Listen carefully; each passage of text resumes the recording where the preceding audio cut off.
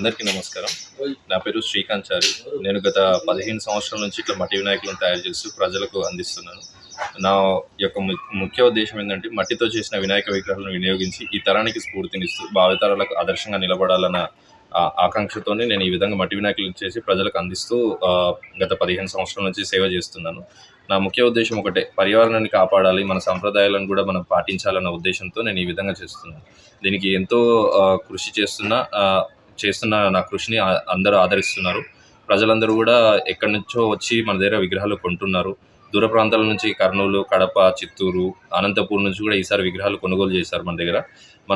మనం చేస్తున్నటువంటి ఈ మట్టి విగ్రహాలకు ఇంత ఆదరణ రావడం నాకు చాలా సంతోషంగా ఉంది. ఇదే విధంగా నాలాగా ఇంకొంతమంది తయారీదారులు తయారయ్యి అన్ని ప్రాంతాల్లో కూడా మట్టి వినాయకులను తయారు చేసే వాళ్ళు ఎక్కువ సంఖ్యలో అయినట్లయితే మన పిఓపి విగ్రహాలను కొంతవరకైనా తగ్గించి మట్టి వినాయకులకు ప్రాముఖ్యత, అదేవిధంగా ఈ మట్టి పరిశ్రమలో పనిచేసే వాళ్ళకు కూడా ఉపాధి కలుగుతుందనే ఒక ఉద్దేశంతో నేను అందరినీ కోరుతున్నాను. మట్టి వినాయకులను వాడండి, పర్యావరణాన్ని కాపాడండి.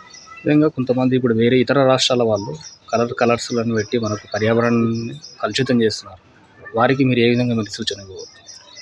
ఏ విగ్రహం అయినప్పటికీ కూడా ఇప్పుడు మీరు చూసినటువంటి పిఓపి విగ్రహాలు అనేవి కూడా ఫస్ట్ మట్టితో తయారు చేసి ఆ తర్వాత వారికి ప్లాస్టర్ ఆఫ్ ప్యారిస్ రూపం దిద్దుకునే విధంగా ఒక కెమికల్తో రబ్బర్ని తయారు చేస్తారు. That is called mould. ఒకటి క్యాస్టిక్ రబ్బర్ అనే కెమికల్తో ఒక మోల్డ్ తయారు చేసి పిఓపి విగ్రహాలను తయారు చేస్తున్నారు. సో ఆ విగ్రహాలను మనం నిమజ్జనం చేసినప్పుడు భూమిలో కరగడానికి ఎంతో సమయం పడుతుంది. సో భూమిలో ఒక పొరలాగా ఏర్పడ్డప్పుడు, ఇప్పుడు భారీ వర్షాలు పడ్డప్పుడు మనం వరదలు ఇలాంటివన్నీ చూస్తున్నాం. అదే భూమి శుద్ధంగా ఉందనుకోండి, నీళ్ళనే భూమిలో ఇంకిపోవడం జరుగుతుంది ఈజీగా. సో అదే మనం ఇట్లాంటి కలుషితం చేయడం, ప్లాస్టిక్ వాడడము, ప్లాస్టిక్ కవర్స్ కానీ, పిఓపి విగ్రహాలు కానీ, ఇదే విధంగా ప్లాస్టిక్ రిలేటెడ్ ఎటువంటి పదార్థాలైనా సరే మనం నీటిలో నిమజ్జనం చేయడం వల్ల ఒక పొరలాగా ఏర్పడి పైన నీళ్ళు భూమిలో ఇంకకుండా భూగర్భ జలాలు కూడా తగ్గిపోయే అవకాశం ఉంది. ఇప్పుడు మన కొన్ని ప్రాంతాల్లో చూస్తే బోర్లు వేసినప్పటికీ కూడా కొన్ని వందల ఫీట్లు వేసినప్పుడు కూడా నీళ్ళు లేకపోవడం జరుగుతుంది. దానికి కారణం ఏంటంటే మనం చేస్తున్నటువంటి వికృత చేష్టలు మాత్రమే.